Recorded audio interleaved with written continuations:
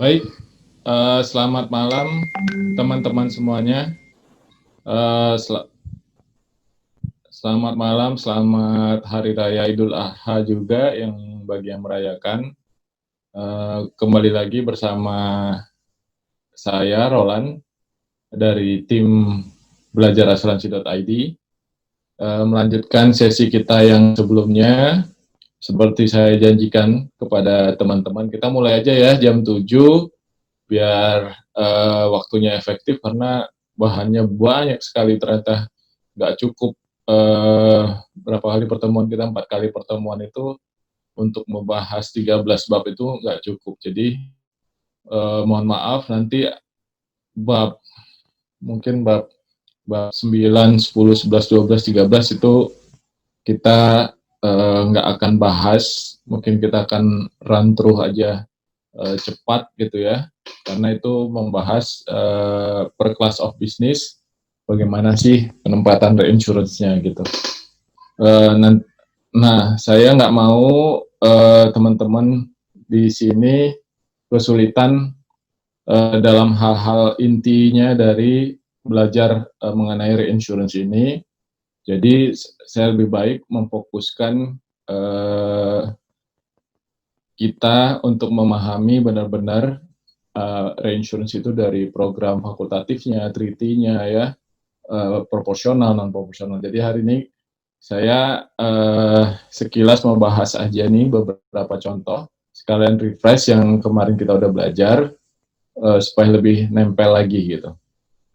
Nih sesuai dengan janji saya, ini saya mau nunjukin kelihatan ya, ini adalah mekanisme untuk reinstatement bekerja ya. Seperti biasa kalau ada pertanyaan langsung buka mic, open mic bisa, di chat bisa, anytime. Jadi kalau kita bicara reinstatement itu artinya ini khususnya di program excess of loss ya. Di program excess of loss itu dia bentuknya layering, misalnya 1 juta excess 1 juta, totalnya 2 juta ya, lalu ada 3 juta excess 2 juta, jadi totalnya 5 juta, 5 juta excess 5 juta, nah itu urutannya seperti itu ya kalau di excess of loss. Nah, kalau kita, di setiap coverage-nya itu misalnya 1 juta excess 1 juta, itu ada yang disebut reinstatement, artinya berapa kali coverage-nya itu bisa digunakan. Kadang ada yang 3 kali, subject to penambahan premium. Ada yang free reinstatement, unlimited. Ada yang 150% dari untuk penambahan premiumnya, macam-macam ya, tergantung programnya. Nah, ini kita contohnya itu original covernya itu 1, reinstatementnya itu ada 2. Bagaimana cara bekerjanya? Nah, kalau ada kita ibaratkan ini ya, ada orang yang lagi di kantor tuh orang pada minum ya. Jadi setiap dia minum, artinya setiap loss terjadi, ya kita ibaratkan dia minum, ada orang yang minum itu galonnya itu dikosongin ya, ada losses-nya terjadi, kepake kan coverage-nya. Jadi setiap dia minum terpakai coverage-nya itu. Kita ibaratkan sebanyak yang warna coklat inilah contohnya gitu ya. Kita ibaratkan seperti itu. Lalu ini otomatis harus diisi lagi supaya penuh lagi. Jadi begitu diminum sekali langsung diisi lagi. Tuh. Jadi yang tadi yang diminum itu berpindah ke galon yang reinstatementnya gitu. Jadi reinstatementnya udah dipakai sebanyak yang warna coklat ini gitu. Untuk coverage-nya penuh lagi. Oke. Lalu ada lagi diminum lagi. Ya kan? Diminum lagi, dari reinstatementnya dibalikin lagi coverage-nya, dipenuhin lagi. Jadi yang reinstatement pertamanya itu udah kepake sebanyak kira-kira 2/3 ya. Diminum lagi atau ada loss lagi. dipenuhin lagi. Nah, akhirnya satu reinstatement sudah habis ya, sudah run out. Tapi original covernya masih full dan dia masih punya reinstatement satu lagi. Itu contohnya. Sebentar saya ngambil pena dulu.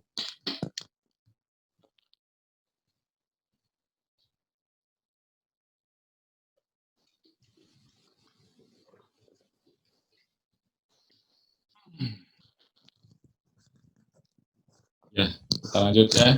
Jadi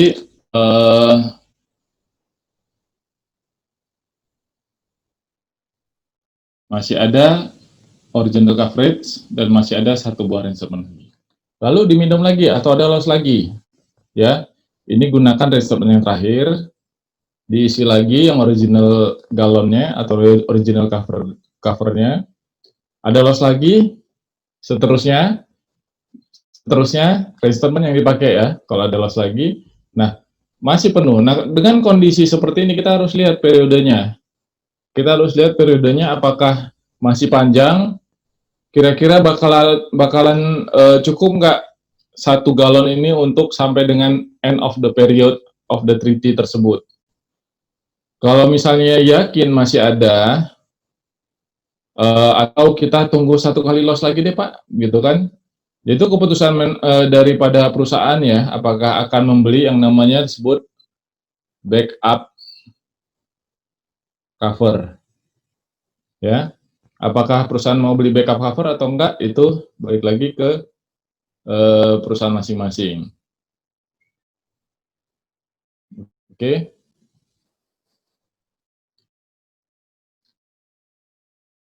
Nah, kalau ada losses lagi, original covernya yang bekerja. Sisa tinggal 2/3 lagi nih covernya. Semakin ini habis, ini wanti-wanti. Jangan sampai nanti ada lossesnya tidak punya backup reasuransi. Ya, kalau memang perlu beli yang disebut backup cover ini. Kalau memang nggak perlu, ya alasannya apa, itu harus kuat ya. Kira-kira seperti itu. Nah, sampai benar-benar habis semuanya. Itulah cara kerja untuk brain statement. Mudah-mudahan bisa dimengerti ya. Oke, kita balik lagi ke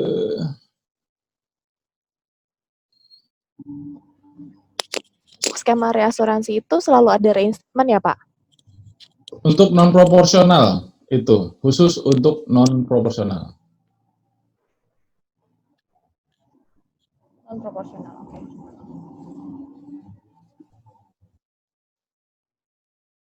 Kemarin kita sampai bab 5 ya. Non proporsional ya terakhir.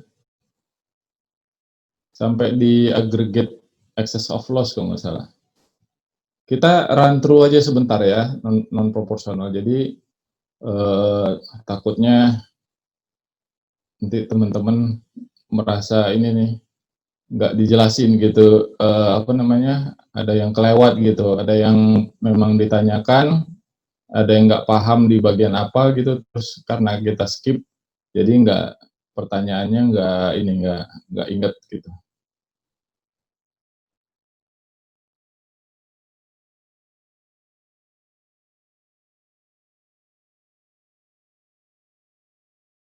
Oke.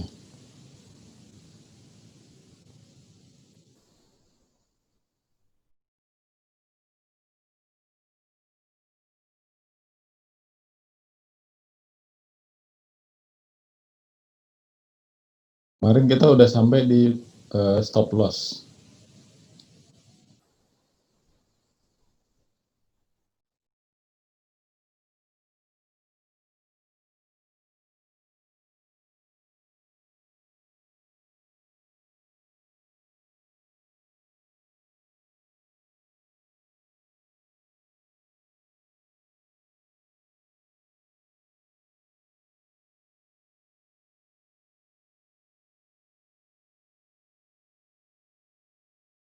Jadi stop loss ini kemarin kita lihat adalah persentasenya ya. Stop loss menjamin agregat loss dari COB atau kelas tertentu. bukan secara individu ya, atau secara agregasi yang timbul oleh event atau occurrence ya, bukan secara event losses juga gitu kan. Excess of loss itu dari syarikat ya. Kalau treaty stop loss ini bukan individual atau bukan event losses, bukan risk atau cat. Jadi dia benar-benar menjamin portfolio dia selama setahun itu bagaimana performansnya. Stop loss bekerja setelah semua benefit reinsurance lainnya itu berjalan ya, misalnya ada kuota share-nya, itu semua berjalan dulu, baru stop loss-nya bekerja. Limit stop loss dinyatakan dalam persentase dari gross return premium income. Misalnya, kalau misalnya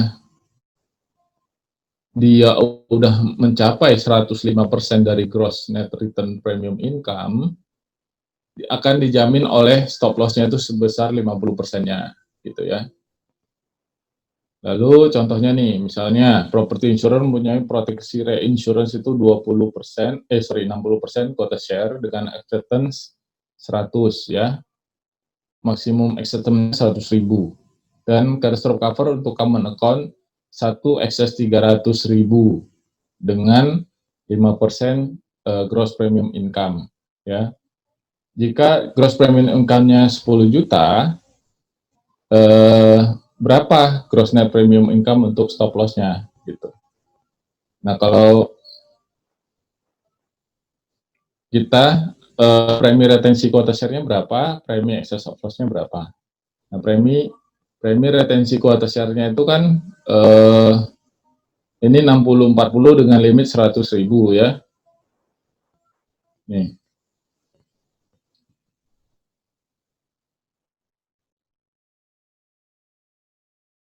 (60-40) dengan limit 100.000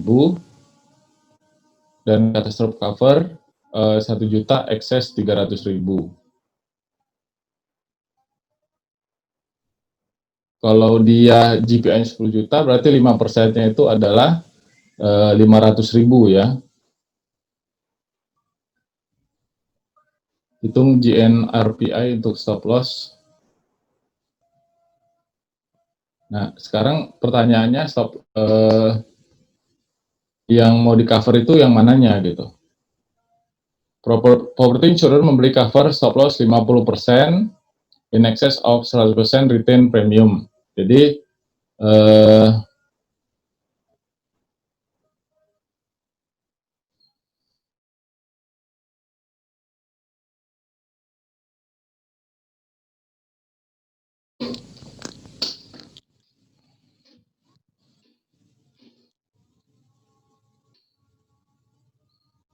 10 juta.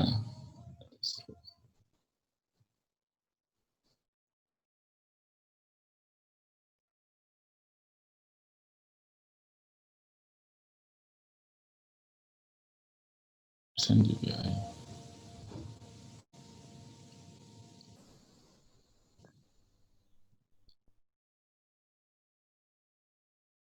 Ini kita ini dulu ya. Saya skip dulu nih, sorry. Contohnya ini agak ngejelimet nih. Jadi takutnya kita kelamaan di sini nih. Oke, kita lanjut aja langsung ke keuntungan, stop loss dan kerugiannya ya. Keuntungan itu stop loss membayar retain loss yang melebihi persentase tertentu atau nilai net retain income hingga persentase nilai tertentu ya. Seperti tadi 50% di atas 105% dari GNPI-nya gitu. Berarti memberi tingkat kepastian pada insurer bahwa seluruh claim experience akan di-cover pada loss ratio yang dipilih.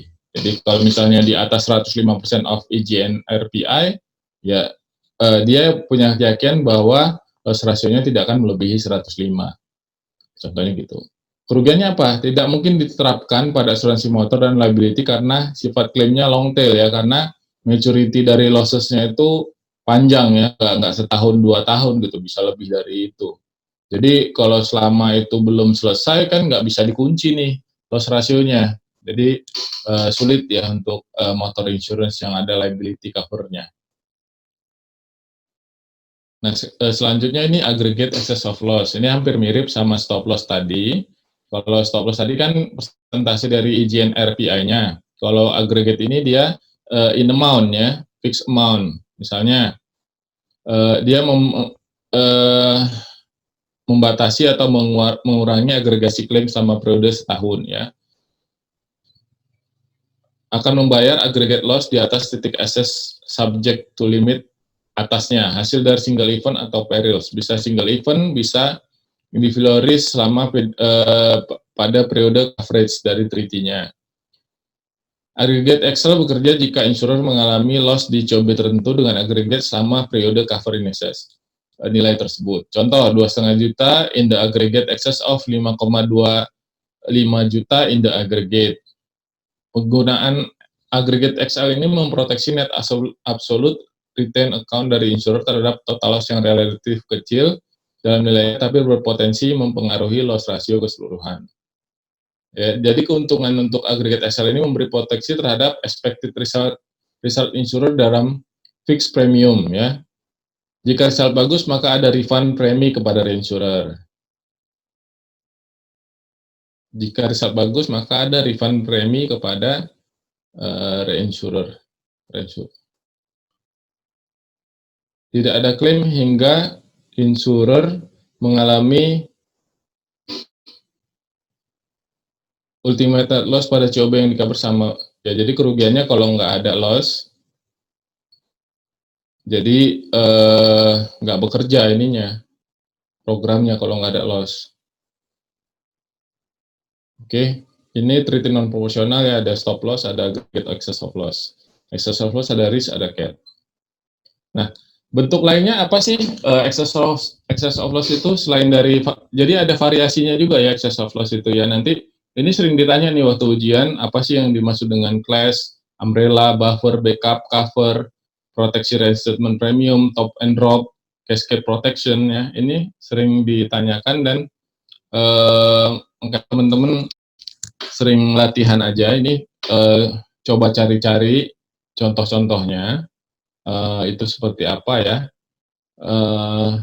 di apa namanya, secara pengertiannya sih teman-teman udah bisa ngebayangin sendiri sebenarnya. Misalnya class excess of loss, jadi dia COB-nya lebih dari satu ya, misalnya properti dan motor gitu misalnya, atau property engineering gitu ya. Bisa kan eventnya bisa loss-nya sama ya, kalau property engineering itu misalnya ada bangunan yang dalam construction sama bangunan yang operasional, penyebabnya kebakaran sama. Jadi kalau dia kerugiannya barengan, itu bisa menggunakan, kalau treaty-nya itu mengcover class excess of loss, dia bisa diklaim pada satu treaty yang sama. Lalu ada umbrella excess of loss, memproteksi kalau coverage-nya itu sudah habis ya, kayak tadi kita contoh di reinstatement tadi, kalau udah kepake semua, itu bisa dari layer atasnya bisa turun ke bawah, mengcover sampai ke bawah ya, itu disebut sebagai umbrella excess of loss. Jadi di definisinya nanti layer sekian, misalnya layer 1, 2, 3, 4, 5, layer 5 itu adalah umbrella XL. Nah, jadi kalau misalnya yang layer satunya habis, yang layer 5 itu bisa turun ke bawah. Ada disebut buffer excess of loss, bekerja pada level rendah dalam sebuah akun yang untuk penyebab loss tertentu, misalnya loss on damage motor dari program combined property dan motor hull on damage ya. Jadi dia hanya untuk spesifik loss tertentu aja gitu, coverage buffer excess of loss ini. Ada backup cover. Nah, backup cover ini tadi yang saya sebut ketika kita ngomong reinstatement-nya habis ya. Ada proteksi reinstatement premium. Ini tadi kan disuruh bayar tuh setiap reinstate coverage-nya itu ada bayar ya, ada yang 100%, ada yang 150%. Nah, ini ada proteksi terhadap reinstatement premium tersebut. Lalu ada top drop and cascade protection ya, bekerja setelah layar di bawahnya telah habis. Jadi dia mirip sama umbrella XL, top drop and cascade protection itu dia bisa turun ke bawah ya.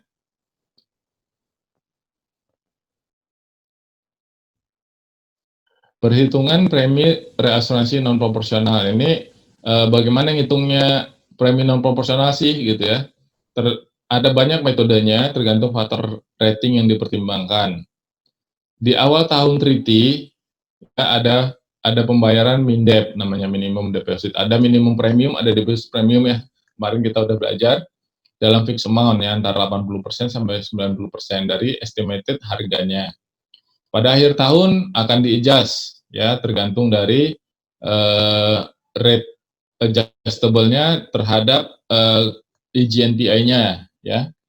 Pembayaran dianggap selesai jika deposit atau advance premium atau minimum premium sudah dibayar. Apabila premi efektif lebih tinggi dari premium minimum, maka insurer akan membayar selisihnya. Informasi dasar untuk menghitung premi non proporsional itu apa saja sih ya? Ada nih yang pasti annual premium income beberapa tahun lalu ya, beberapa tahun ke belakang. Strukturnya gimana, jumlah layernya ya, limit-limit layernya, deductible atau excessnya berapa, historical dari loss-nya, terus risk and loss profile-nya pasti ya. Lalu untuk perhitungannya itu ada dua metode. Yang pertama terhadap experience ya. Ini melihat dari loss-loss yang terjadi, atau kalau loss-loss yang nggak ada, apa sih yang dilihat? Yang dilihat ada exposure-nya ya. Jadi ada exposure rating disebut, ada experience rating atau burning cost sering disebut juga. Jadi loss ratio ya, dilihatnya ada di loss ratio. Itu untuk non proporsional ya. Kalau proporsional itu yang dilihat itu adalah kecukupan limit sama komisi ya, besaran komisi yang diberikan. Informasi detail yang dibutuhkan untuk melakukan perhitungan premi untuk di non proporsional itu ya, original basis of this limit ya. Ini sum insured atau WML ini penting ya. Jadi kalau di excess of loss itu beda sama proporsional, karena kalau proporsional itu kan limit, misalnya limitnya 1 juta. Ya udah berarti yang bisa diambil resiko yang bisa masuk ke dalam proporsional itu maksimum 1 juta. Kalau di excess of loss ya beda. Kalau misalnya layernya itu tadi misalnya 1 juta US dollar ya, 1 juta excess 1 juta, berarti 2 juta. Lalu berikutnya 3 excess 2 juta. Lalu 5 excess 5 juta. Bukan berarti ini kan totalnya 10 ya coverage-nya, bukan berarti anyone acceptance-nya itu 10 juta. Bukan berarti seperti ini ya. Kalau kita bicara 1 COB boleh, tapi kalau kita bicara ada potensi class cover, itu 10 juta ini bisa berasal dari beberapa class of business ya. Jadi nggak serta-merta kapasitas untuk yang bisa dipakai itu 10 juta, bisa jadi hanya 5 juta saja. Nah, 5 juta ini sendiri basisnya apa? Sum insured atau IML. IML itu artinya kalau kita bicara kayak ini ya, kompleks Ancol deh contohnya ya, Taman Impian Jaya Ancol. Di situ ada Hotel Mercure, ada apa namanya, waterboom-nya ya, ada Dufan-nya. Kan itu tempatnya beda-beda ya. Itu kalau kita ngomong Ancol secara keseluruhan, itu IML-nya kalau misalnya salah satu tempat terbakar, apakah terbakar semuanya? Enggak kan? Itu makanya dia menggunakan basisnya adalah IML. Yang diambil dari penutupan Ancol itu berapa sih IML-nya gitu. Jadi menentukan kapasitas yang digunakan juga kan adalah berdasarkan dari total maksimum exposure yang mungkin terjadi di Ancol tersebut. Nah itu berapa? Biasanya itu maksimum itu adalah 50% dari sum insured-nya. Misalnya sum insured Ancol itu 100 juta US dollar ya. IML-nya maksimum itu 50%. Jadi 50 juta US dollar. Nah, itu adalah konservatifnya seperti itu. Kadang-kala sebenarnya bisa ada yang 20%, 25% gitu, tapi konservatifnya di angka 50%. Lalu claim experience ya, udah pasti kita harus lihat claim experience-nya 5 tahun ke belakang. lebih lama, lebih bagus, ya. Detail informasinya apa, izin PI-nya, ya, yang diproduksi, profilnya, risk and loss profile-nya, number of loss-nya, ya, number of claim-nya, yang hit to the layer, baik sebelum deductible atau setelah deductible, ya. Pure burning cost itu dihitung dari data di atas untuk loss yang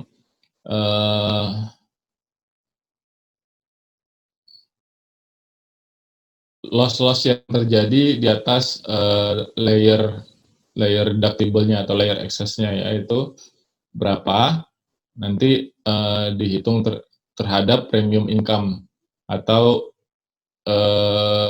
bisa juga terhadap min-dep-nya, ya.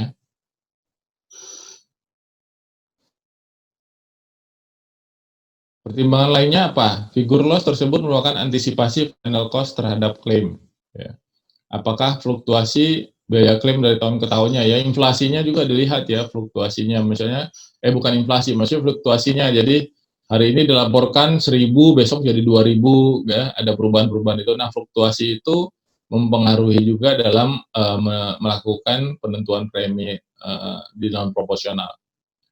Loading faktor, ya, terhadap margin biaya profit, ya. Nature of account-nya, risk profile tadi kita udah bahas. Nature of account-nya apa, kebijakan underwriting-nya gimana, penting untuk kita tahu klien-klien kita itu atau portfolio perusahaan asuransinya itu kira-kira tahun depan tuh bagaimana, ya, itu kita harus bisa melihat juga atau memprediksinya juga. Risk profile-nya juga, ya, kita lihat banyaknya ada di band berapa, di bawah 100 miliar kah, di antara 100 sampai 200 miliar kah, berapa banyak yang di atas 500 miliar, berapa banyak risiko di atas 1 triliun, ya, itu penting. Catastrophe juga kita harus lihat accumulation control-nya, accumulation report-nya itu di zona-zona yang gempa buminya tinggi, ya. Kita harus lihat juga, perhitungkan juga. Dan dihitung, ya, kalau bisa kita lakukan modeling terhadap besaran coverage yang bisa karena rugi, ya, misalnya kita tahu bahwa si perusahaan tersebut sebenarnya harus beli coverage sampai dengan 2 triliun, tapi dia beli cuma 1 triliun, kan yang pertama dia menyalahi regulasi, karena secara regulasi kan sudah ditentukan menggunakan basisnya itu adalah modeling 250 tahun return period, gitu, ya. Jadi harus memang benar-benar dihitung. Underlying protection, proteksi net retensi. Dalam treaty catastrophe adanya proteksi terhadap net retensi dari reinsured baik treaty proporsional maupun XL akan mengurangi net return loss. Ini jadi kalau kita ngomong yang proporsional itu kan kita 60-40 atau 70-30, ya, katakan return 30%. Dari banyak resiko 30%, 30%, 30%. Nah, itu accumulation-nya itu kan itu akan di-cover oleh treaty catastrophe, ya. Jadi ketika terjadi catastrophe hanya kena satu retensi aja.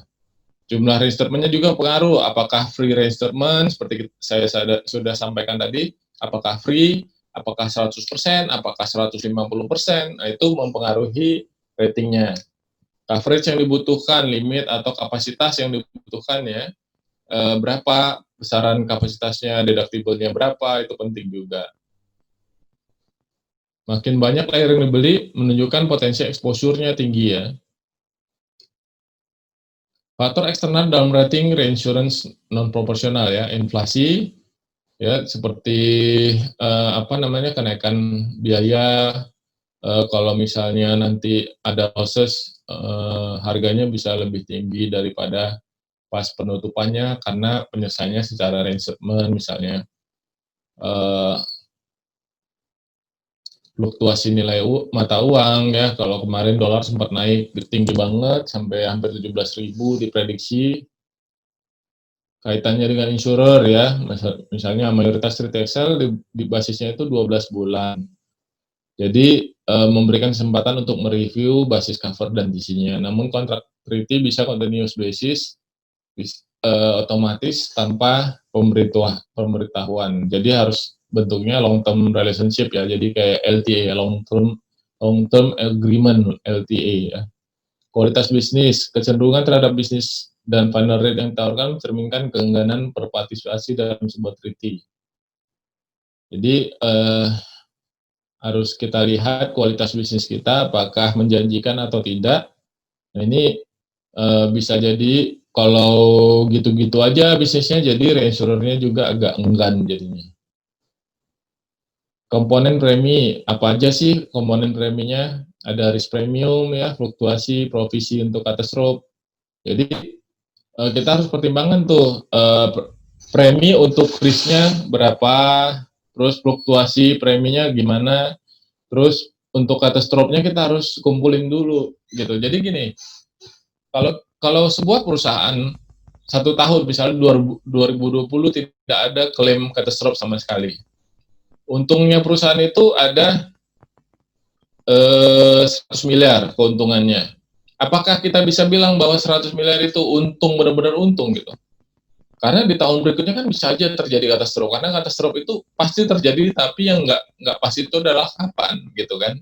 Jadi seringkali untuk mengantisipasi hal tersebut kita sudah menyisihkan untuk biaya katastrofe itu per tahunnya. Gitu. Jadi ketika nanti tabungan kita penuh, risi itu bisa buat ngebayar loss-loss akibat katastrofe.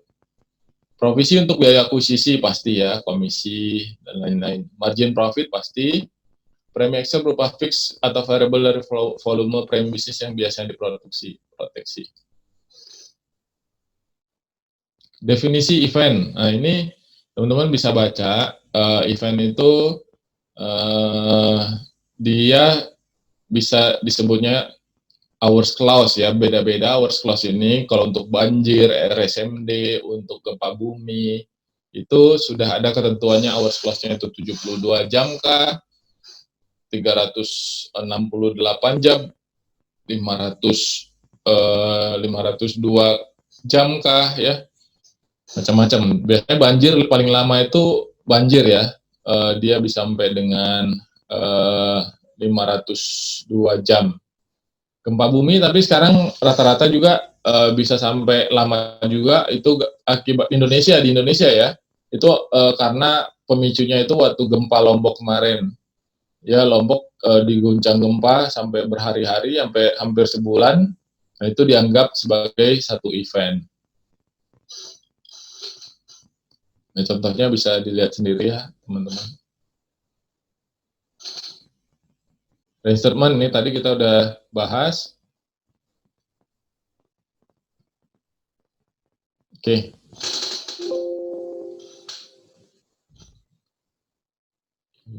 Kita bab 5 selesai.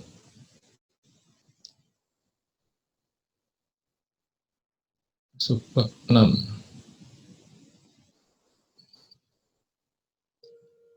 Praktek dalam. Jadi ketika kita prakteknya itu gimana sih ya? Ketika kita sudah paham mengenai, oh ya sebelum kita masuk sini kita contoh dulu lah biar refresh ya. Sebentar saja kita.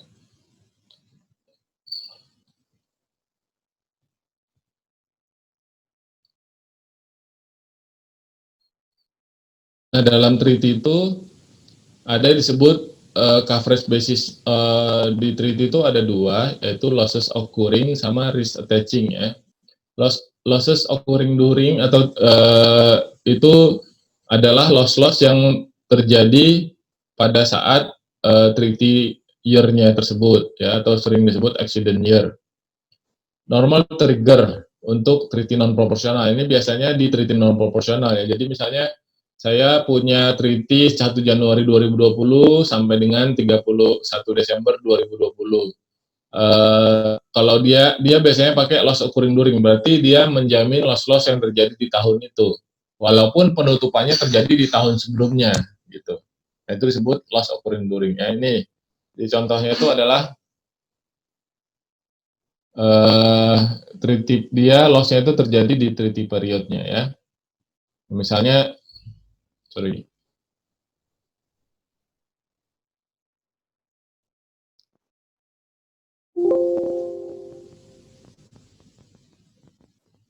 Nih, kalau kita ngelihat penutupannya itu nih ya, yang udah abu-abu ini kan, nah ini udah selesai, tapi dia ada yang nyebrang. Ada yang nyebrang ke sini juga, ada yang nyebrang ke sini juga ya. Nah, yang dijamin itu adalah yang ada di dalam sini. Nah, kalau dia risk attaching luring, berarti dia hanya menjamin risiko yang disesikan di waktu masa ini ya. Walaupun dia udah lewat ke tahun berikutnya, dia masih dijamin juga oleh treaty tersebut gitu.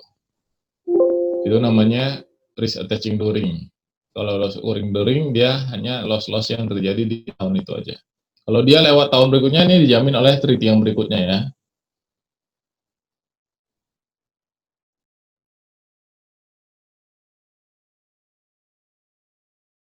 Kalau loss occurring during, dia pakai earn GNPI ya. Kalau risk attaching during, dia pakai return GNPI. Karena dia mencerminkan risiko yang akan datang ya. Kalau dia mencerminkan exposure, jadi dia earn GNPI. Jadi ada premi yang disumbang oleh penutupan tahun lalu juga. Ada premi yang menyeberang ke tahun depannya juga, nah itu dipotong berarti preminya. Risk attaching during memiliki potensi loss development lebih panjang ya, melebihi 12 bulan. Misalnya ini terpengaruh oleh dan loss occurring during itu ada impact dari primary rate change ya, kurs berubah. Kalau risk attaching during, kurs dilihat sampai dengan berakhirnya risiko. Inflasi dilihat normalnya 6 bulan, kemudian untuk risk attaching during dibanding loss occurring during. Nah, kita masuk ke contoh ya. Ada treaty, dia 30-70 ya, retensi 30, kuota share-nya 70, limitnya 1 juta.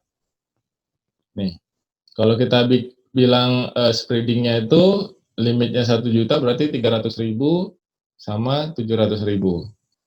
Sekarang ada risiko, katakan dia nilainya 1 juta. Kalau preminya 10.000, ada klaim 60.000, baginya gimana? Ya 30-70 aja ya, 30 kali 10.000, 3.000, 70 kali 10.000, 7.000. Klaimnya 3.000 kali 60.000, 18.000, 70 kali 60.000, 42.000. Oke, gampang ya. Sekarang kalau sum insured-nya 800.000, sama aja. 800.000 kali 30, 240.000, 70 kali 80.000, 560. Preminya pun sama, klaimnya 50.000, kali 30.000, 15.000, kali 70.000, 35.000. Oke, gampang ya, kota share nih 70-30. Sekarang kita lihat untuk masing-masing ya. Jadi kalau dia ada risiko nilainya 1.250.000, apa yang terjadi? Tetap karena limitnya 1 juta, 300 di sini, 700 di sini, sisanya fakultatif ya, 250.000. Jadi pembagian risikonya sesuai persentasenya jadi berubah ya.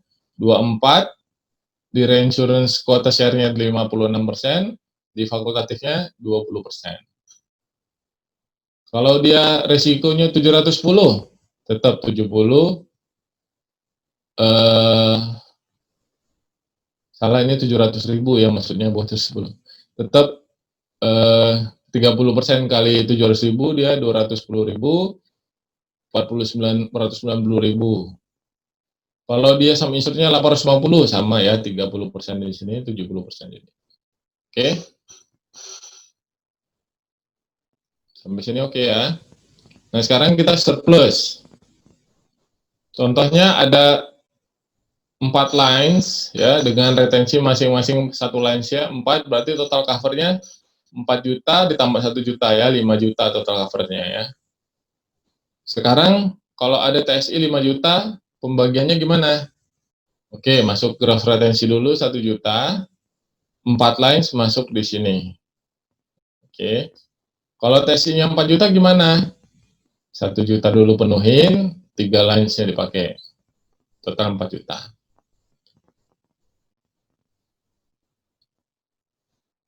Ini kita bicara teori dulu ya. Kalau di prakteknya nih nanti ada table of limit lagi. Kalau misalnya di sininya table of limitnya dia 50%, berarti dia nggak bisa 1 juta, dia cuma bisa 500.000. 4 lines-nya itu jadi 2 juta. Jadi total maksimum yang bisa di-accept 2,5 juta.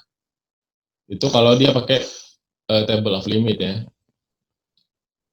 Nah, lalu kita masukkan contohnya di sini. Kalau ini spreading-nya kita tadi udah tahu. Sekarang tax in-nya kalau 4 juta gimana? Nah, ini 4 juta di sini, 3 juta di sini. Lalu kalau preminya 200.000 baginya gimana? Sama ya, 1/4 dikali 200.000, 50.000. 3 juta bagi 4 juta kali 200.000, 150.000. Oke, klaimnya 30.000 baginya gimana? 1 bagi 4 kali 30.000, 7.500. 3 bagi 4 kali 30.000, 22.500. Oke. Nah, ini contohnya berikutnya. Kalau misalnya kita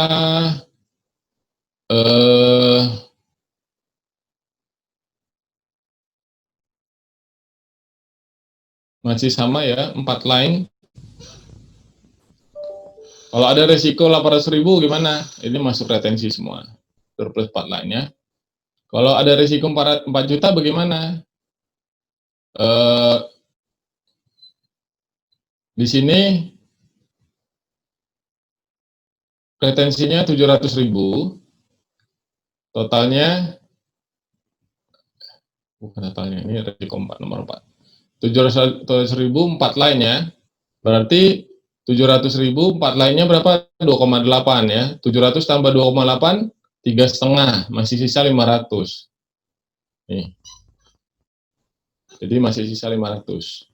Jadi baginya berapa?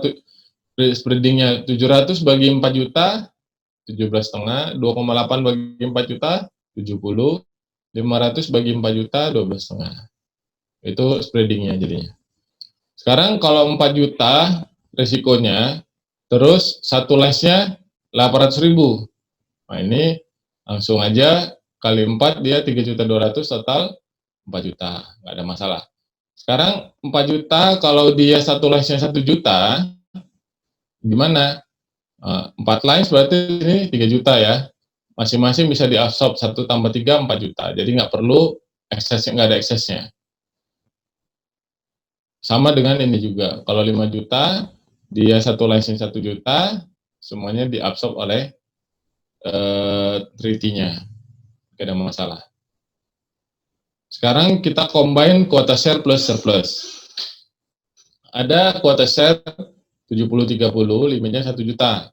Ada surplus 4 line dengan satu line-nya itu di 1 juta. Nah, kira-kira bentuknya seperti ini ya. Totalnya ada 5 juta ya. Sekarang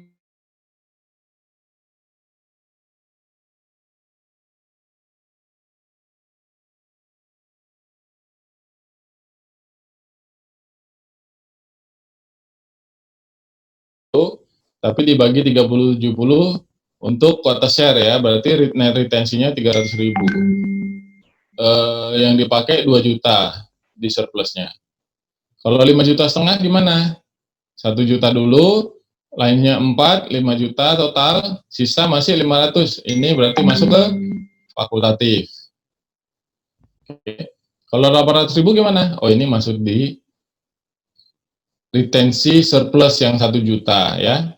Tapi dibagi lagi oleh quota share berapa tadi? 30, 70, 30-nya berapa? 240.000, 70-nya berapa? 560.000. Oke ya. Nah, ini kita contoh untuk simple Excel stop loss. Kalau retensinya 100.000, layernya 400 excess 100. Sekarang ada loss 50.000. Hanya di retensi saja, karena tadi retensinya berapa? 100.000 ya. Dia harus penuhi dulu 100.000 ini, baru bisa masuk ke layer berikutnya. 50.000. Oke. Kalau loss-nya 200.000, oke, bayar dulu deductible-nya 100.000, baru masuk ke recovery-nya 100.000. Kalau loss-nya 300.000, masuk 100.000, yang hit to the layer-nya berapa? 200.000. Ini nggak usah. Ini nanti saya kasih buat teman-teman exercise sendiri aja ya. Ini ada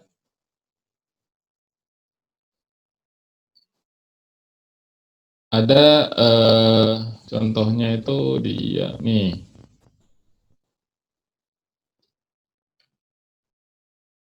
Ada portfolio motor, contohnya dengan bandnya seperti ini, ya. Ada preminya, ada number of loss-nya, ada amount of loss-nya. Nah, kalau misalnya dia menggunakan quota share, ini yang terjadi. Kalau SPL, ini yang terjadi, ya. Jadi ketika dia quota share, dia surplus, mana sih yang menguntungkan buat asuransi, mana yang menguntungkan buat reinsurance. Tuh. Oke, ini jawabannya. Nah, ini ada possible combination of contract ya, dengan antara proporsional dengan quota share. Antara proporsional dengan non proporsional. Nah, kalau misalnya proporsionalnya itu 50-50, total 200 ya, ini menjadi deductible excess of loss-nya, berarti 1 juta excess 200. Kalau di resiko pertama,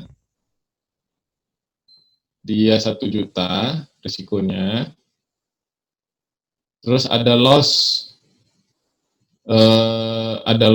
itu 250.000. Dia harus penuhi dulu 200-nya di deductible, 50-nya masuk ke recovery pertama. Kalau loss-nya itu 100.000, dia hanya ada di deductible aja. Tapi di dalam deductible ini dibagi lagi. Potensinya 50-50, sama dengan di sini juga 50-50. Kalau loss-nya 2 juta, ya paling terjadi. Untuk risiko 2 ini ya.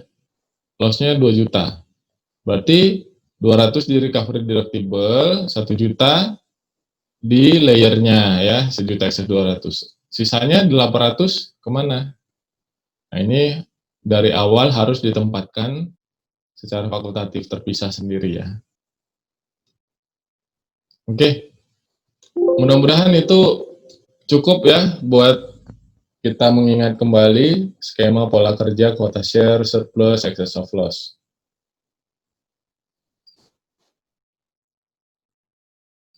Kita lanjut ke bab 6. Nah, faktor apa yang harus kita perhatikan dalam mendesain program reasuransi ya? Pricing-nya, penentuan cover yang dibutuhkan, alokasi loss-nya, negosiasinya gimana sih? Apa fungsi peran reciprocity dalam pembuatan kontrak treaty itu gimana? Penempatannya bagaimana ya? Gitu. Ini lebih ke arah teknisnya ya. Teknisnya bagaimana kita men-set up sebuah program dan hal aspek-aspek apa yang kita lihat perhatikan.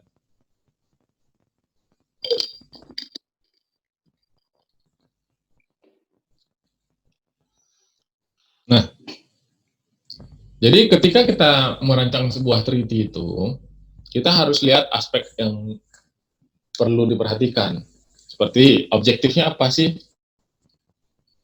Shareholder harus profit, menjaga portfolio yang tidak balance ya, bukan tidak unbalance nih, tidak balance sebenarnya. Unbalance itu udah tidak balance sebenarnya. Tidak unbalance ya dibalik lagi ke balance. Mengembangkan new business, nah, ya itu menjadi aspek yang penting kita pahami di awal gitu. Tujuannya program insurance ini apa nantinya gitu. Kalau dia ada potensi mengembangkan bisnis, berarti kita mungkin bisa pakai excess of loss, tapi yang bentuknya whole account ya. Jadi kita bisa masukin ke dalam treaty tersebut beberapa COB kecil yang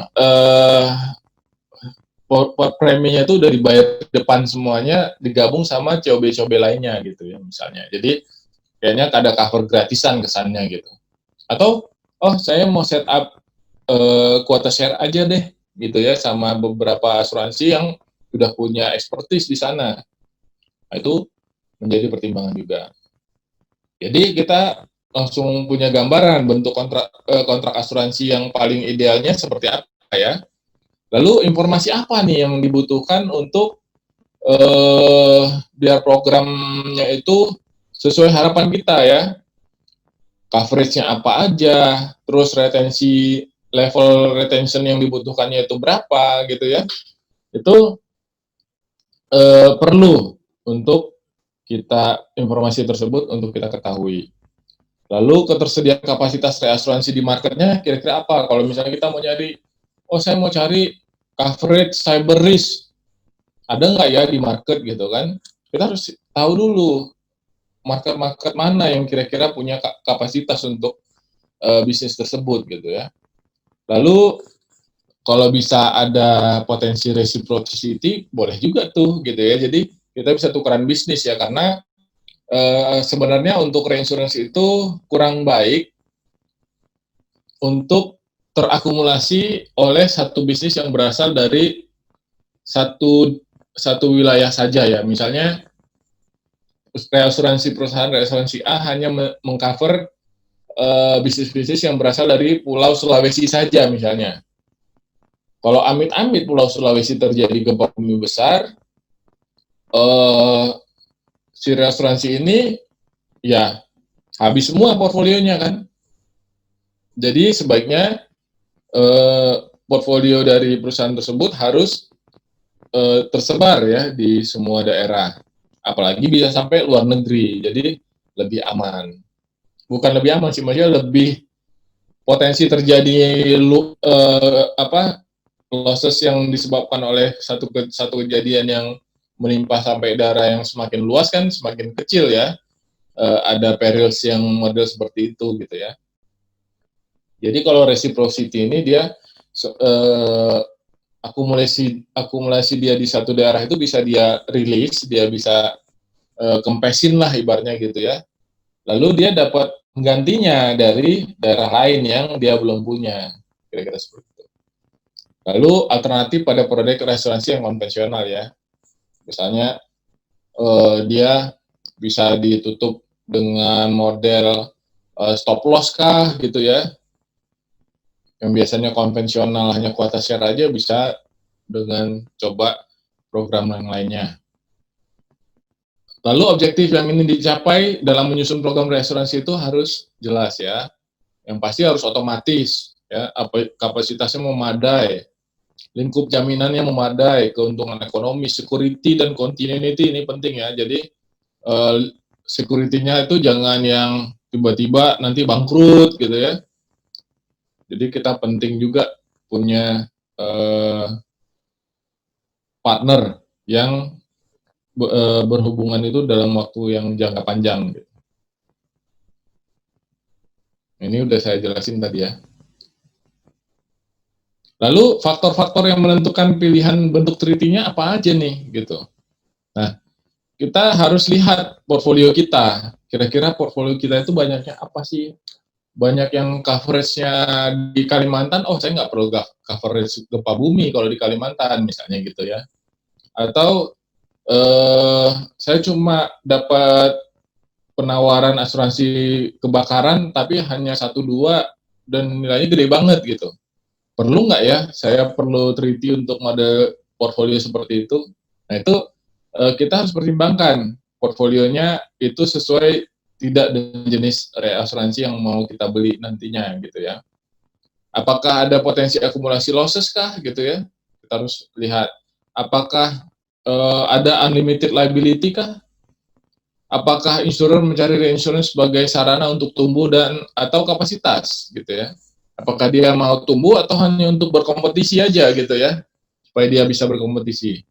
Berapa banyak premi yang kita obrolin ini? Potensi bisnisnya berapa? Gitu. Komisinya berapa yang diminta, diperlukan? Outgo-nya berapa? Acquisition cost-nya berapa? Pentingnya.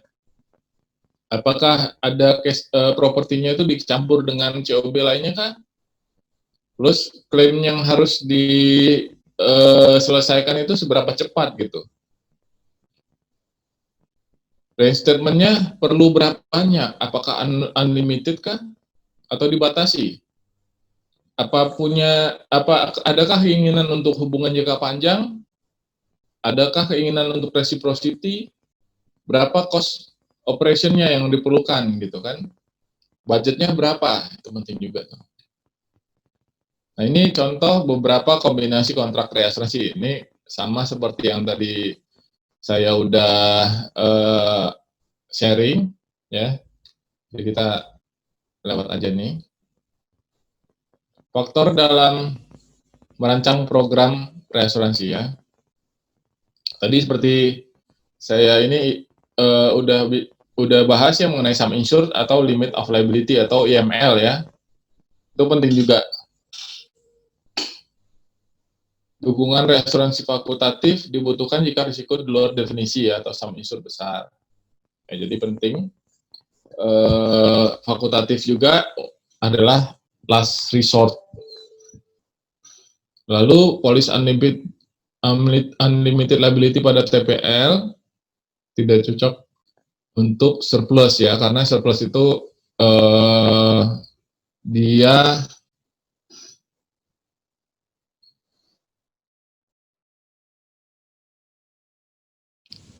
treaty surplus QS dikomodasikan. Nah ini karena kalau dia masuk ke layering itu nanti biayanya itu bisa nambah-nambah, ada tambahan biaya ini, biaya itu. Nah nanti kalau dia kuota share-nya dikombinasikan dengan excess of loss, dia bisa potensinya untuk recovery-nya itu akan separuh-separuh dan jangka waktunya panjang gitu. Kadang-kadang excess of loss ini kan biasanya cuma 1 tahun ya. Dan baru keluar klaimnya itu berapa tahun kemudian. Jadi nggak cocok. Dalam risiko marin, insurer perlu memikirkan cover terkait dengan liability satu kapal ya. Jadi kalau dia excess of loss-nya ini, kalau dia beli program reinsurance untuk marine, dia harus pertimbangkan ada beberapa exposure-nya yang bisa terjadi dalam satu kali kejadian ya, misalnya biaya wreck removal-nya lah gitu ya, atau ada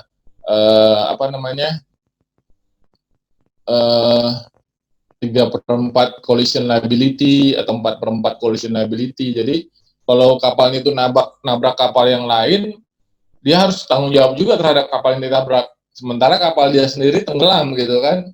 Jadi bisa berapa kali lipat itu exposure-nya, kerugiannya ya.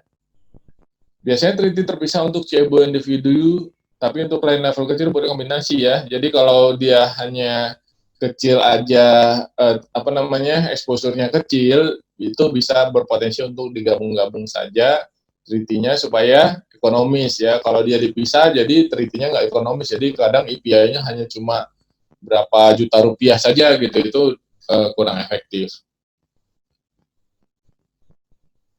Nah ini keuntungannya dan kerugiannya kalau itu coverage-nya itu lebih dari 1 dalam 1 treaty ya. Kalau keuntungannya pasti dia mudah, lebih administrasinya mudah ya, khususnya untuk company kecil ya, daripada dia harus punya beberapa treaty yang kemungkinan preminya kecil banget. Kerugiannya dia agak susah pembukuannya, terus retensinya kadang harus sama untuk masing-masing COB gitu, nggak boleh beda. Lalu kadang untuk memonitor result untuk masing-masing COB-nya agak sulit jadinya. Nah ini harga asuransi ditentukan oleh faktor berikut. Ada risk premium, external cost, internal cost, sama expected profit ya.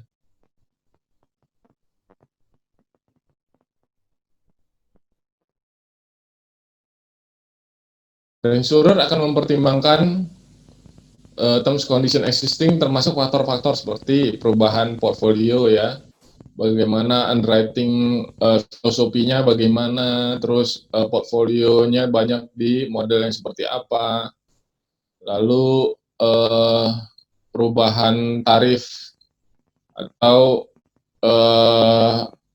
atau premi yang turun karena kompetisi di marketing yang lebih agresif, ya, loss ratio tinggi, perubahan deductible, itu semua jadi pertimbangan. Lalu ketika untuk menghitung loss ratio juga kita harus pertimbangkan juga ini ya, fluktuasi dalam klaimnya tersebut, karena loss yang dulunya berapa sekarang bisa jadi berapa, ya. Misalnya mungkin harga spare part zaman dulu sama zaman sekarang mungkin beda, ya. Lalu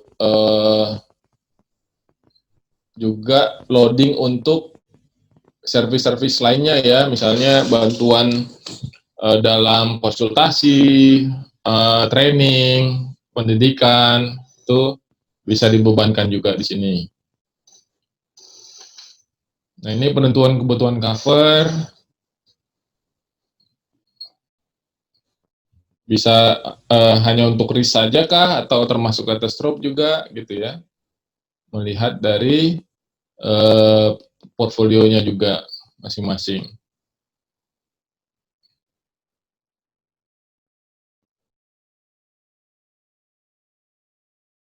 Ini bisa dibaca aja, ini gampang karena hanya program fakultatif yang sifatnya case by case saja. Contohnya juga. Nah, ini ketika kita negosiasi dalam membuat sebuah program reasuransi, ini adalah detail-detail informasi yang diperlukan, ya. Terus mengenai underwriter-nya juga, ya, harus tahu juga bagaimana pengetahuan dan pengalaman underwriter dari perusahaan tersebut, tanggal berdirinya, ya. Lalu ada secara teknisnya ada COB apa, breakdown premium income-nya, aggregate exposure-nya, risk profile-nya. Ini udah diulang lagi ya tadi. Lalu pengalaman umum, pengalaman klaim, exclusion yang dipakai, ya. Preferensi tipe reasuransinya seperti apa, apakah proporsional, apakah non-proporsional. Penempatan reasuransi, ya, informasi penting bagi reinsured itu insurer akan mempertimbangkan kondisi finansial jangka panjang dari reinsurer, ya. Perlu analisis terhadap kekuatan security dari perusahaan reasuransi yang menjadi panel program treaty-nya tersebut, sehingga di masa depan tidak khawatir akan bangkrut, ya. Reciprocity tadi kita udah bahas. Biasanya reciprocal ini bentuknya proporsional, ya. Tidak excess of loss. Nggak cocok kalau excess of loss. Nah, ini informasi aja bahwa di UK itu sudah jarang ada perusahaan yang bertukar treaty di antara mereka. Biasanya ini dia antara overseas, ya, misalnya Indonesia dengan Singapura, Malaysia, Thailand, Vietnam, Filipina, misalnya. Nah, dalam pembuatan sebuah setup, sebuah treaty reinsurance itu ada dokumen kontrak standar, ya. Sering disebut kalau di London itu ada market reform contract, ya.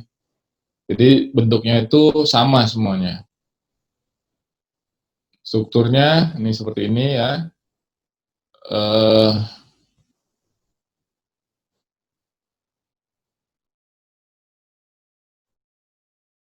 Ini bisa dibaca, ya. Ada market reform contract itu terdiri apa aja, dari ada risk details, information, security details, ya, ada written line, sign line. Written line itu ini, kalau misalnya perusahaan asuransi ABC, ya, dia treaty itu limitnya 100 juta US dollar misalnya. Lalu ditawarkan ke perusahaan-perusahaan reasuransi, mungkin ada ada 10 perusahaan reasuransi, ya. Masing-masing mereka kasih konfirmasi ya. Saya ikut 10, saya ikut 20, saya ikut 30. Nah, itu disebut written line.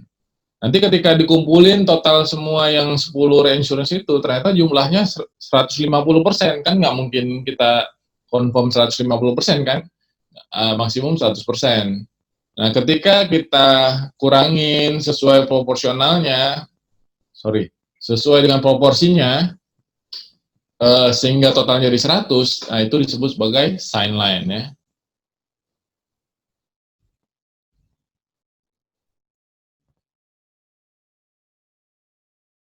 Jadi intinya semua kontrak itu harus jelas ya. Tidak mengandung akronim. Akronim itu artinya singkatan-singkatan. Jadi semua kontrak harus jelas, tidak bertentangan satu sama lain ya. Biasanya kontraknya itu ditandatangani masing-masing kontrak. Jadi kalau reinsurernya ada 10, kita dapat 10 kopi slip atau cover note yang ditandatangani oleh reinsurernya.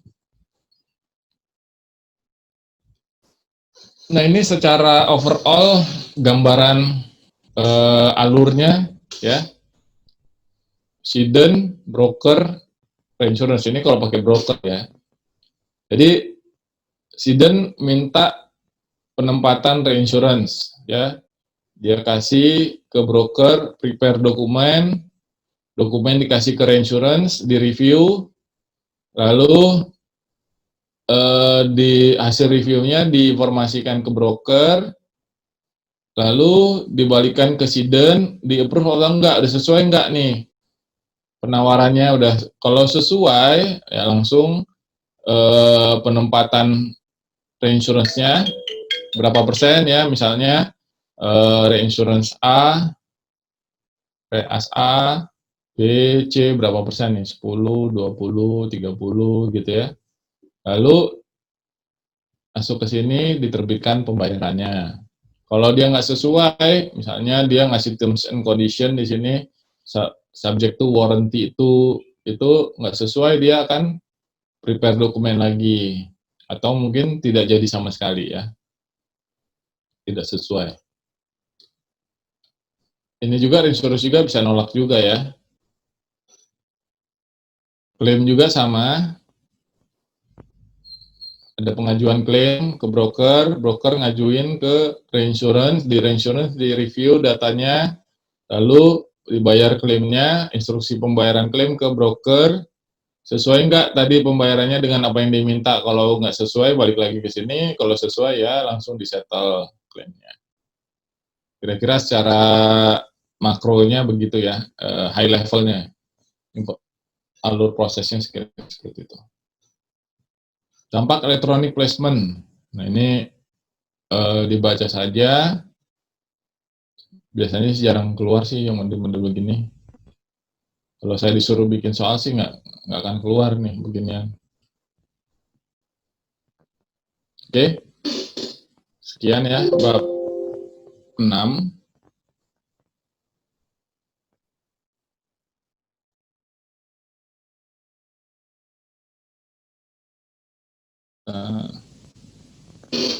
Masuk bab 8.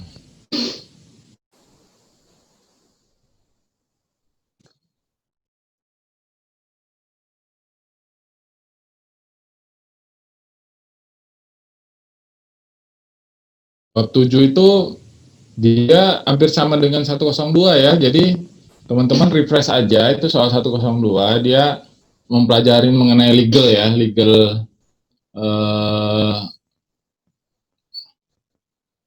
utmost good faith lah ya, model-model. Jadi enggak, kita ngulang lagi 102 nanti kalau kita belajar bab 7 itu.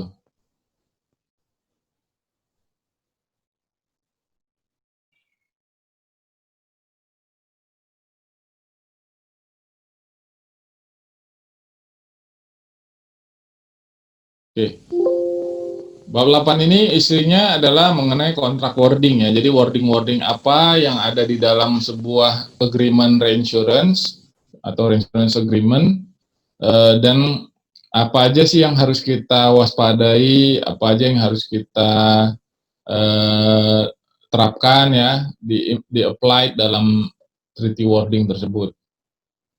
Nih, baik di fakultatif ataupun di treaty ya, common clauses-nya apa, baik di prop atau non-prop, lalu klausula yang sering dipakai di proporsional, di non-proporsional, lalu exclusion apa yang sering. Oke.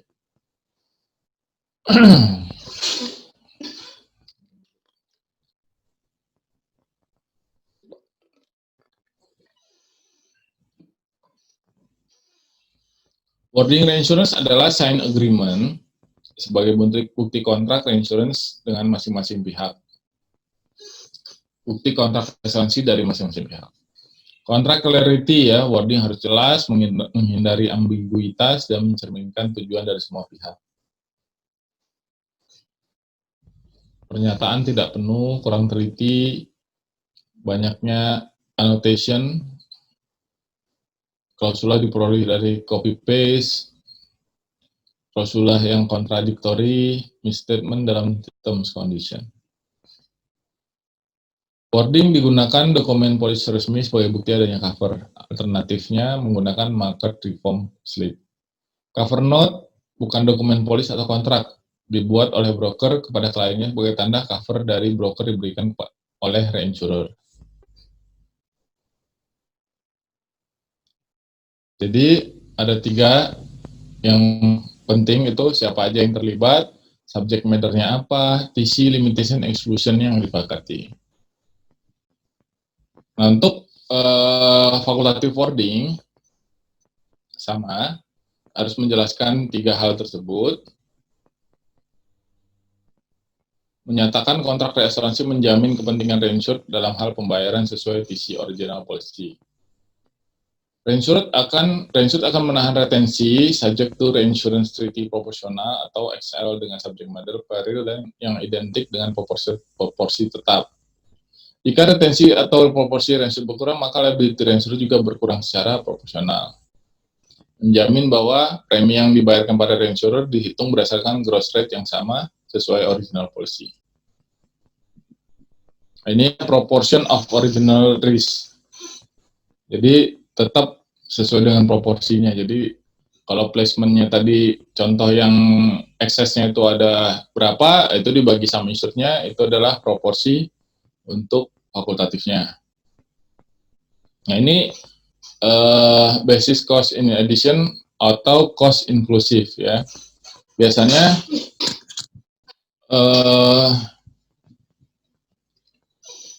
apakah nanti deductible-nya itu dianggap bekerja 2 kali in addition atau jadi kalau dia deductible-nya misalnya 10.000 gitu ya, lalu ada additional cost-nya itu misalnya 100.000, apakah 100.000 dipotong 10.000 dulu, jadi 2 kali kena deductible, atau yang 10.000 tadi ditambahkan ke dalam nilai klaimnya, lalu dipotong deductible. Itu penting juga ya, harus clear. Fakultatif premium, dikurangi komisi dan brokerage ya.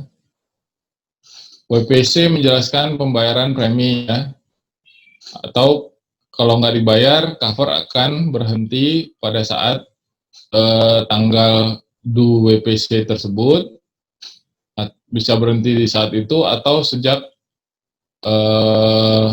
inception.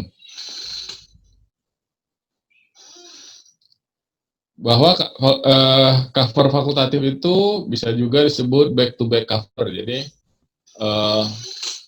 sesuai dengan original policy di depannya. Tapi bisa juga enggak, karena bisa berbeda antara perjanjian di depan dengan perjanjian antar perusahaan asuransi dengan reasuransi. Misalnya, reinsurance mengaplikasikan war or terrorism exclusion clause, atau ada warranties dari reinsurer, misalnya adanya pemasangan sprinkler. Claim clauses itu apa aja yang bentuknya terkait dengan klaim ya? Ada claim notification clauses, cooperation clauses, claim cooperation clauses, claim control clauses. Law and jurisdiction itu menyatakan hukum pengadilan yang digunakan ketika terjadi dispute. Treaty wording ada dua model. Yang pertama full, yang kedua dia hanya berupa pointer-pointer saja ya. Nah, ini adalah common clauses yang dipakai di proporsional dan non proporsional. Misalnya mengenai limitation clauses, ini apa aja yang membatasi, clauses apa yang membatasi? Ada yang membatasi misalnya untuk informasi periodenya 1 tahun, territorial scope-nya dia untuk Indonesian interest aja, atau ada special termination, special acceptance, itu bagaimana? Premium clauses, claim clauses, payment clauses, law and dispute resolution clauses. Lalu ada miscellaneous clauses, ini clauses lain-lainnya, ada access to record, misalnya kita mau periksa nih, penutupan yang ini benar nggak sih? Memang dari awal spreading of risk-nya sekian, underwriting policy-nya, lihat underwriting guideline-nya dong, error omission clauses ya, ada extra contractual obligation, atau excess policy limit, insolvensinya, insolvency clauses, offset aturannya gimana, coinsurance aturannya gimana. Ada boilerplate clauses atau dia klausula yang default ya. Boilerplate itu ini istilah ya, bukan kaitannya sama boiler itu buat steam boiler, bukan mesinnya. Ini boilerplate itu dia default clauses ya, seperti notice of losses, intermediary clauses, termination clauses, confidentiality, alteration clauses, severability, non-waiver.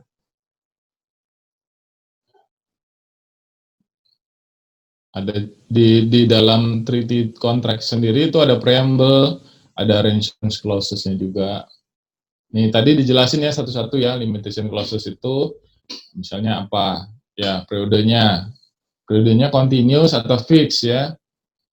Apakah dia automatic renewal ya, atau seperti apa? Territorial scope-nya ya, apakah worldwide, apakah exclude US Canada, partial termination or cancellation clauses ya. Ini bisa di cancel treaty-nya itu kenapa? Misalnya ada penurunan ratingnya dari reinsurer-nya ya. Nanti setelah di cancel itu metodenya apa? Cut off apa? Run off. Semuanya dijelaskan di dalam klausula itu. Special acceptance, misalnya apa aja yang boleh dimintakan special acceptance. Payment clause ya, currency clause, late payment clauses, itu semua terkait dengan apabila penutupannya dalam currency lain. Atau ini late payment clause ini biasanya dia ada denda kalau misalnya telat bayar klaimnya. Loss reserve clauses ini juga bisa jadi misalnya kalau rating perusahaan reinsurance-nya itu jelek, jadi preminya yang setiap kali dibayarkan itu hanya 75% saja, 25%-nya ditahan sebagai bentuk cadangan, karena takutnya nanti kalau ada klaim yang lebih besar dari premi, dia nggak mau bayar. Ada miscellaneous clauses itu apa aja? Access to record ya, ini ada di dalam treaty itu ada namanya right of inspection clause. Jadi kalau kita ada kecurigaan kecurangan dari perusahaan asuransi, atau mungkin untuk improvement ke depannya dia mau melakukan inspeksi, boleh-boleh saja. Underwriting policy clauses ya. Error omission nih kalau ada kesalahan-kesalahan yang tidak disengaja. Ada extra contractual obligation, excess policy clauses. Beda ya, kalau XPL itu dianggap itu dari original insure, sedangkan extra contractual obligation itu adalah liability dari insurer.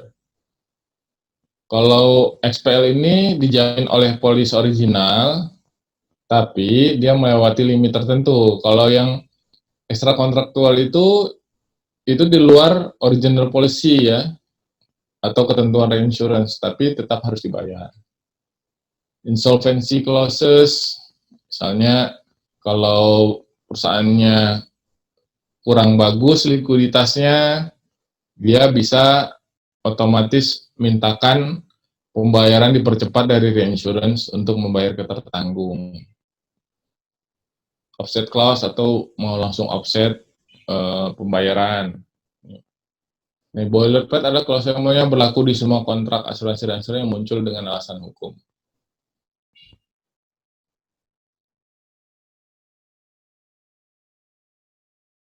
Nah, kalau several liability ini dia bahwa kontrak antara reinsurance dengan reinsured itu adalah kontrak masing-masing ya.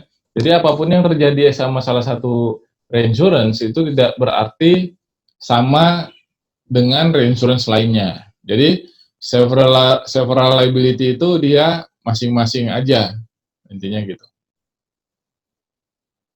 Yang lainnya bisa dibaca aja ya. Session clauses ini sama, bahwa berapa yang harus disesikan, bagaimana metode mekanisme sesinya. Accounting clauses ini gimana pelaporannya, kuartalan, bulanan, semesteran, penyelesaiannya juga bagaimana, pelaporannya bagaimana, premium clauses, commission ya, claim clauses.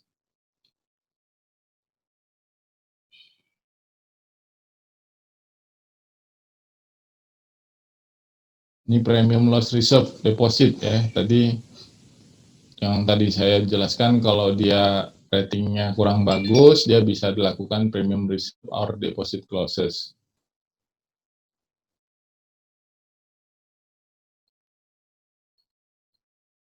Ini yang tadi saya jelaskan mengenai risk attaching during.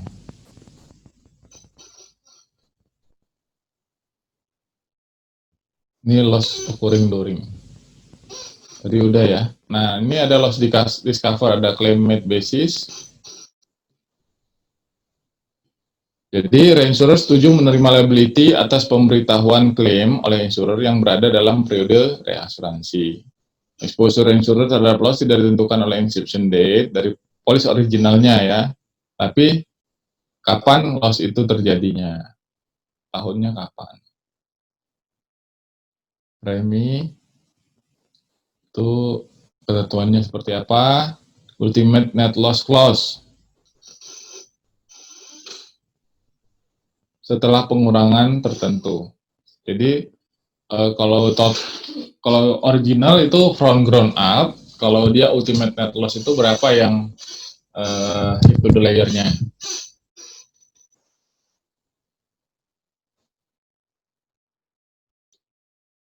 Claim handling clause, nah ini ada claim cooperation clauses, ada ini salvage and subrogation clauses ya, ini penting.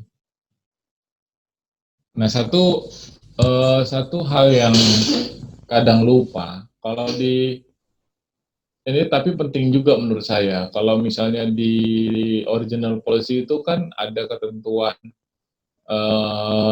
notification of losses ya, misalnya 6 bulan setelah terjadinya maksimum gitu kan. Nah, kalau dalam 6 bulan itu tidak dilaporkan oleh tertanggung lossesnya, itu apa yang terjadi? Apakah klaimnya ditolak? Gitu ya. Harusnya sih ditolak, karena kan kecuali tertanggung bisa membuktikan kenapa bisa melebihi 6 bulan pengajuan klaimnya. Nah, sama juga dengan kontrak antara reinsurance dengan reinsured. Harusnya ada juga ketentuannya baik di fakultatif maupun di treaty ya, bahwa klaim-klaim yang diajukan ke reinsurance itu adalah maksimum 6 bulan setelah terjadinya klaim tersebut. Sama seperti, jadi sebaiknya sih seperti itu, biar pembukuannya lebih rapi. Oke, itu bab 6 selesai ya.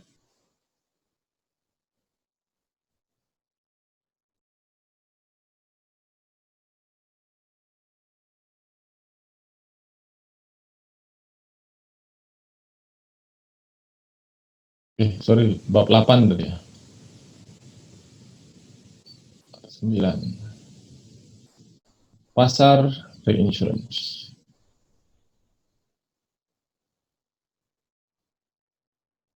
Oke.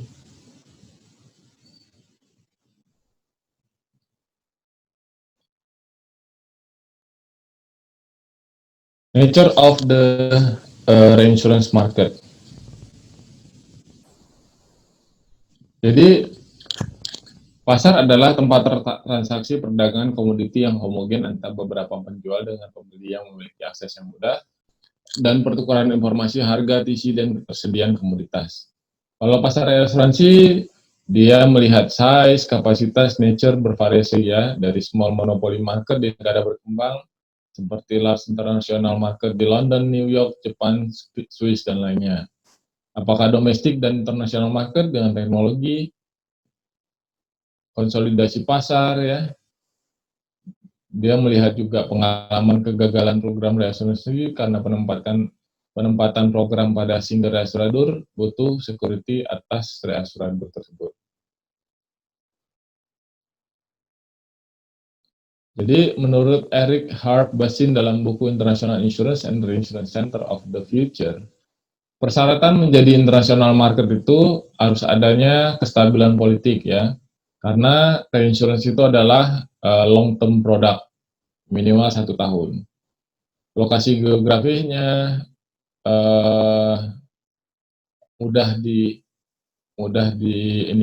mudah dikunjungi lah gitu. Strategis, quality transport sistemnya aksesnya gampang untuk orang asing, komunikasinya juga gampang. Apa yang paling gampang itu ya bahasa Inggris ya, atau adanya person yang berkualitas, staff yang berkualitas, office space-nya juga harganya terjangkau, bisa multilingualism ya, mungkin lebih dari 1 bahasa, stable legal dan regulatory environment, jadi undang-undangnya tidak berubah-ubah dengan cepat ya, itu lebih stabil. Jadi lalu liberal attitude dari otoritas ya, legal framework yang berpengalaman dengan kasus asuransi dan reasuransi juga pajak. Quality family life, perusahaan mulai memperhatikan keluarga stafnya, jadi staf-staf yang bekerja juga diperhatikan keluarga-keluarganya. Time zone-nya bisa mewakili semua daerah. Kehadiran reasuradur asing yang kuat diterima, tidak dominan. Sentralisasi penting juga. Arbitrase yang bagus.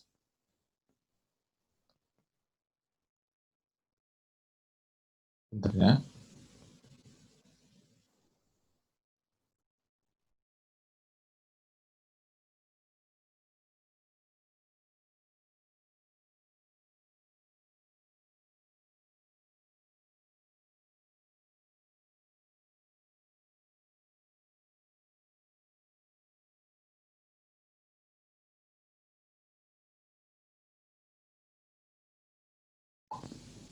Oke, sorry.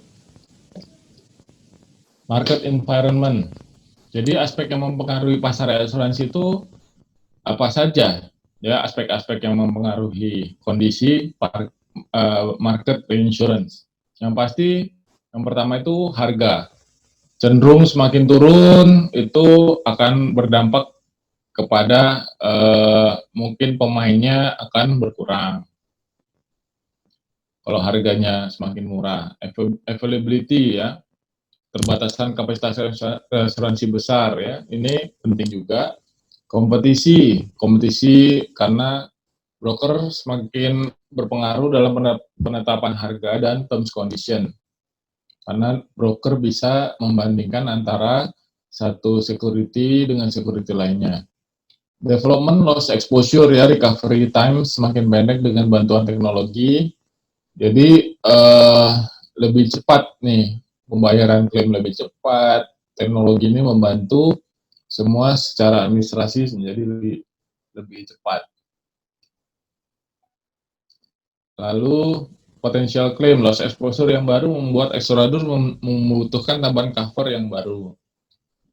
Financial market yang tidak begitu menjanjikan hasilnya sekarang butuh net underwriting result. Jadi karena financial market tidak menjanjikan lagi, dulu asuransi itu kan dia bisa uangnya itu bisa diinvestasikan sehingga mendapatkan keuntungan dari investasi. Tapi karena financial market yang sekarang sulit untuk mendapatkan hasil investasi, artinya secara underwriting juga kita harus tetap membaik ya. Jadi keuntungannya bisa dari hasil underwritingnya. New product, jadi butuh reassurance untuk technical advice dan backupnya. Coverage lebih makin luas, paduan proporsional sehingga permintaan meningkat.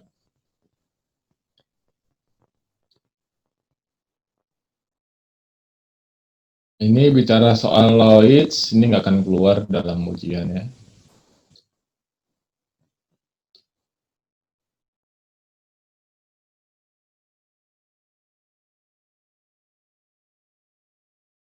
Bermuda market, US market, ini dibaca aja ya sekilas, buat hanya nice to know aja lah.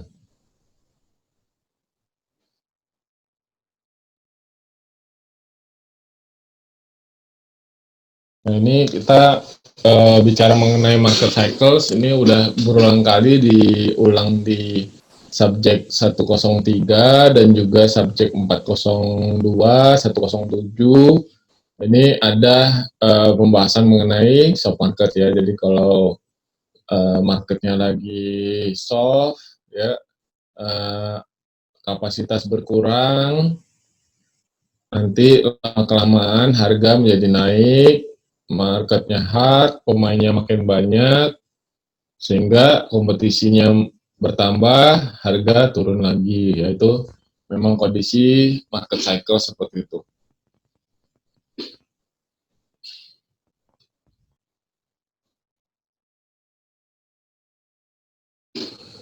Nah, penting juga untuk mengevaluasi dari security reinsurer-nya ya. Jadi, sebagai basis of melihat security dari atau keamanan daripada sebuah atau sebuah perusahaan reasuransi, itu tolak ukurnya itu bisa menggunakan basis rating ya. Ada rating MBS, S&P, ada satu lagi apa ya? Moody's ya. Gitu. Jadi yang paling sering dipakai untuk insurance itu adalah MBS. Ya beberapa ada S&P juga. Nah, kalau misalnya tapi nggak jaminan juga ya, soalnya AIG juga dia bisa runtuh walaupun waktu itu ratingnya bagus gitu. Atau base rate juga ratingnya bagus, bisa runtuh juga, bisa tutup. Mostly perusahaan-perusahaan besar saat ini mereka dalam kondisi yang ratingnya itu outlook-nya negatif karena performa dari instrumen investasi yang mereka gunakan itu jeblok ya. Jadi mereka secara keuangan sangat terganggu sekali dengan kondisi karena COVID sekarang. Jadi outlook mereka menjadi negatif. Mudah-mudahan ini hanya sementara ya, karena ini bisa ini kembali ya bounce back lagi kondisinya seperti sebelumnya. Jadi rating itu dia melihat ada financial strength-nya, operating performance-nya ya, terus market profile-nya dia kayak gimana gitu. Indikatornya itu yang bagus itu triple A, outlook-nya positif, stable ya, terus ada negatif.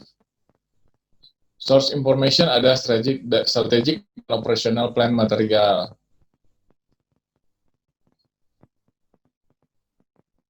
Ini yang perlu diperhatikan adalah long term nature of bisnisnya gimana. Kalau reinsurer dia failure, gagal, dia akan stop writing ya, akan dihandle oleh spesialis run off. Nah, Contohnya run off ini SCR ya, SCR Singapura kemarin baru dibeli oleh perusahaan yang core bisnisnya itu adalah mengelola run off bisnis. Lalu untuk security itu ada status likuidasi itu ada 3, sukarela, insolvent, dan compulsory ya. Sukarela itu dia karena keputusan manajemen, insolvent itu dia karena dituntut oleh kreditor, compulsory itu karena diputuskan oleh pengadilan. Oke. Itu, Mbak.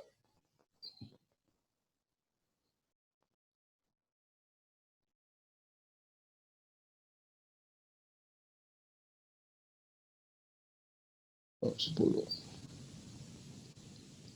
Oke, kita masuk ke property reinsurance.